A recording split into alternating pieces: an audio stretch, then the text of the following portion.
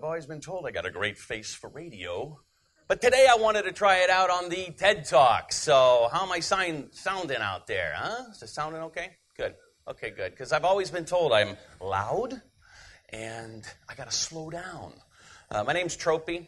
I've also been told allegro non troppo. That means with passion, but not too much. Slow it down, contained, positive forward motion. And that's really what I'm excited about today is positive forward motion. And I have some ideas that I really would like to share that have influenced the way that I like to see things get done. And that's through not what I've been wished all through this week, which was good luck, good luck. No, not good luck, but break a leg is more appropriate, isn't it? Because here we are. We're on the stage. Now, all the world's a stage, and all the men and women are merely players. And each has his entrance and his exit. And one man in his time gets to play many parts. Playing many parts. I first learned that when I was the troll in Three Billy Goats Gruff in kindergarten. And that was an exciting moment for me because I realized I could do my own stunts. But the excitement really for me is about being in place and being in place with other actors. And we're all actors, and we're all on this stage of life, this great set. Now, some sets are built better than other sets, and some sets are better designed than other sets. And so I'm going to share with you some ideas that I have thought about incorporating into what makes a great place. And what makes a great place is the opportunity for the actors, for the people, to interact in a way that creates a quality, a can-do, a will-do, a will-have-done attitude. And it occurs for me right on this promontory that we're on. We're right on this high point. We're on this topographical divide. It's true. We're on an apex. Now, the idea of an apex is, it's challenging at first, but you got to think in terms both topographically and metaphorically. An apex, it's high ground, it's a high point, as opposed to a place that is a lower area. Now we know of places like Sedona, Arizona, and when you go there, you feel a certain energy. You feel an energy of place that enables you to start to think in terms of artistic pursuits and things that are going to come to your imagination, manifesting itself in an art form. That's a vortex. A vortex. Now, take that vortex and invert it and go up and go higher than you had previously thought, and you're on an apex. Now, there's an energy of place that comes out of these places that inspire and enliven and turn on the imagination. Whoa, who's that? Well, what happens is when places go into disrepair, they got to be fixed. Places go dark. They have a problem, and you need to come and turn it around. So you take the energy of place, and you turn it into blight fighting. Now, what is blight? Blight is where the light had gone out of. And it happens in places. And there had been a trend that throughout our times that people had escaped their urban core and they'd gone out to the suburbs. And they'd really forgotten their urban core. Well, I'd done the same thing. I came to Akron Akron. Some people chastise me for my pronunciation skills, but I'm learning too. But I'd come to Akron when I was 1 week old. I liked what I saw, so we stayed. And we'd had a great time ever since. My mom, psychologist, my dad, chemical engineer. They were art lovers. And they raised me in downtown Akron. It was an exciting opportunity because everybody in the place was people that I got to know. And we were able to build quality relationships through the daily interactions on a great set known as downtown. So my suggestion here is, as I was beginning to think in terms of where I would make my livelihood, I went with where everybody else went. They went out to the suburbs.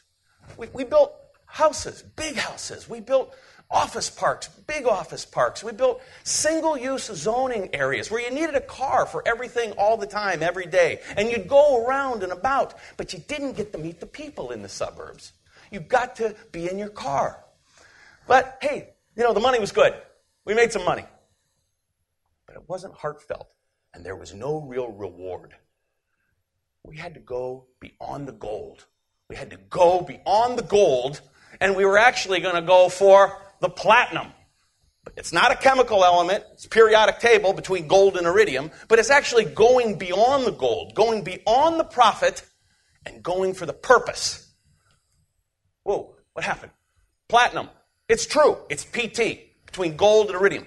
It's an important element, but it's a sign that you've busted through the sales that you thought possible, and you've gone beyond. You've gone beyond. And we go platinum in this town all the time. All you got to do is look at the double platinum friends that we have in the Black Keys, or LeBron going beyond the gold. Here we are. We're going for platinum. Whoa. So these places were in disrepair. And so swimming back to the home like a salmon, or riding the bike up a hill to get to that place that I had somewhat forgotten about. I was going beyond the goal, going back to the epicenter, the front door to a city of the future. Plywood, graffiti, broken windows, people pushing their belongings in grocery carts. I didn't necessarily want to go there, but I needed to go there. There was the place that I would find the people. And there is the place that the quality relationships would come out. These are places. These are places that have been rebuilt. This used to be owned by Larry Flint. It had a hustler's lounge in here. It was full of all kinds of nastiness. Got to clean it out. Got to get rid of the blight. Bring in the urban blight fighter. Take it on. Come on. You know Batman. You know Superman. Come on, bring him in too. They can all help. Okay, but see, this is where people want to work. They want to work in a place where the environment is stimulating, where the people there are interested and interesting. Now, it's one thing to be the most interesting man, and I love that man. He's quite a inspiration. But that is really a thought process that is about me. It's about me when I'm interesting. Let's try thinking in terms of it's all about me. I'm just in the middle of it. I'm just in the middle of the stage of life, that great crossroads of commerce and culture. I'm on center stage, but it's all about me. It's all going around. It's a place for people. These buildings are in a context. They're great spaces, but the context of the buildings, the form, the proportion, and the scale are reflective of great cities around the world that have been stimulating and that have been growing for a community. Those are the places that I like to travel to when I have a free moment. I like to go to Austin. I like to go to Boston. I like to go to Portland. I like to go to places that are friendly in scale, that are interesting in proportion and density, that are walkable, that are compact, and they're diverse. And they have lessons. And we can take those lessons and we can bring them back and incorporate them in our own place. Now, this is an idea that I've been working on, and it's about visualization. And so when I come up onto an old building that's got plywood and graffiti, I see it. I see it in a way that is complete. It's like coming up to the basketball line, and you're ready to take the shot. And even before you take the shot, you see the ball go through the hoop. It's like a muscle. It's in your head, and the more that you work it, the more that you think in terms of how your reflexes are going to respond to the opportunity. Some would call it an obstacle. Some would call it stress. I call it high-energy opportunities. We got problems that need to be fixed. Watch the ball go through the hoop before you shoot it. Another example is a music score. You know, it's written out in front of you. It's laid out. And it will have been. You see a great musical score even before you play the first note. Play it fast, but not too loud. Allegro non troppo, right? So it's fun to think in terms of future perfect, because that's how you visualize things completed before you take on the task.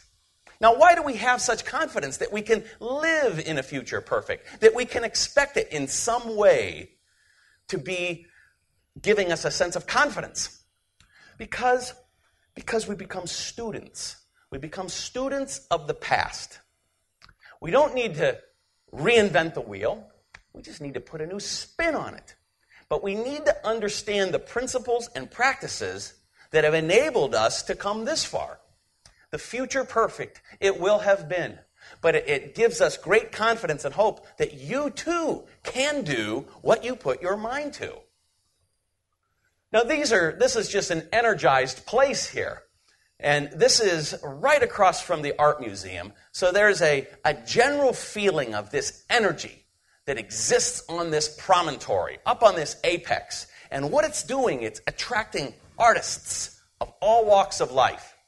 There's sculptors, there's painters, there's performing artists, there's musicians, there's a whole gang of folks that start to show up, and through the casual interactions in the place, they're enabled to encourage each other in their art. It's based on proportion, it's based on scale, it's based on accessibility, walkability, and it's an energy that emits from these great old buildings. These great old buildings that had told stories of yesteryear about great performers. The first project that we worked on at Main and Market was the Academy of Music. And I just dug into the history of that place to realize that Buffalo Bill had performed there. That John Wilkes Booth's brother, Edwin, was there. And the beautiful Sarah Bernhardt all performed at the Academy of Music. So took the lid off of this place, took the plywood off of it, took the vacant, blighted nature of a place, and celebrated its history so that it could do again what it had done before. But it was important to learn the lesson of yesteryear prior. These artists come together. These artists perform together.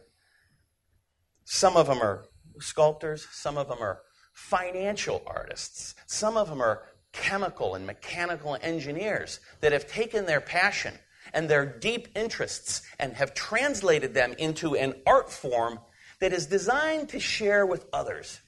And that's really what it is about the urban environment, where you're going beyond necessarily the profit. And you're focused on the goal. And you're focused on the reward. And if it's not the goal, then you're going beyond and you're going for long term, it's platinum in a metaphorical sense. These quality relationships are what are built out of places that are built for people. And we can find those. And we can make those. And our calling cards are blighted plywood and graffiti. Look all around it. Look around. It's a metaphor, once again. But you look for places where there's problems so that you can see yourself inserting your positive energy into that place to create the can-do. These are ideas of powerful, positive thinking that can be incorporated into all of our walks of life to do what really should be done. And that is to create good relationships. Good quality relations that's going to give and take. Whoa, hold on. Now, I was wished a lot of luck today, and I knew it was important. But I was also thinking in terms that I didn't get up this morning and thank luck for a new day. I didn't have breakfast this morning and thank luck before I had breakfast.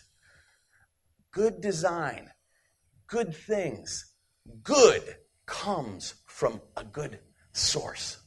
And when you see those elements of good design, you want to thank a designer. You want to be thankful. You want to thank people. You thank friends. Thank the source of where this positive energy comes from. It leads to gratitude. This Vitruvian man is just doing it, man. He's busting. He's thinking out of the box. He's going global. And he's doing it because he can think it through. And he can be thankful for that goodness that's welling up around him and because of his energy. Or her. It was a little more difficult to show a Vitruvian woman. I think it's been done, but I haven't seen her yet. Maybe someone can help me. It will have been a great shot. Oh, hold on.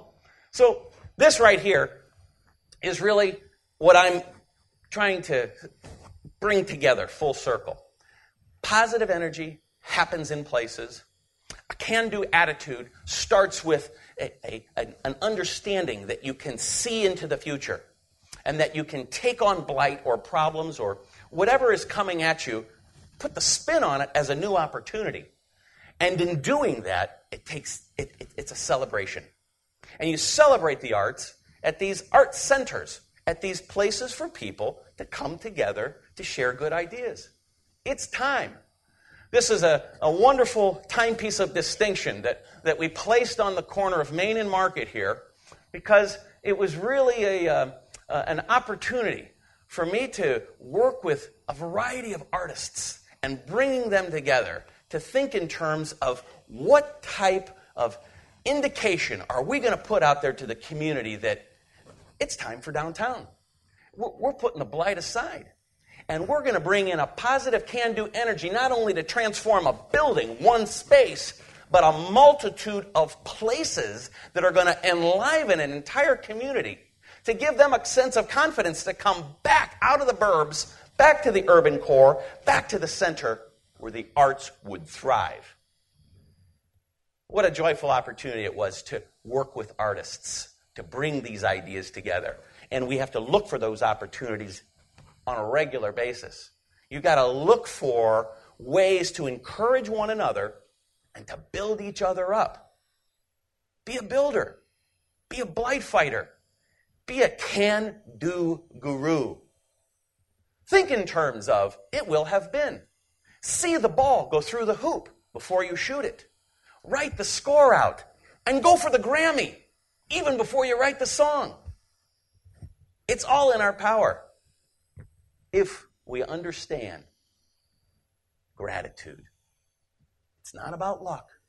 It's not about chance, but about providence. Providence. Oh, yeah, I'll pronounce it right. Akron, providence, providence. Yeah, providence. Good things come to those who are seeking. But you got to be looking. And this is good news. And I want to thank you for coming. Come up to our city of the future. It will have been a great work. Thank you.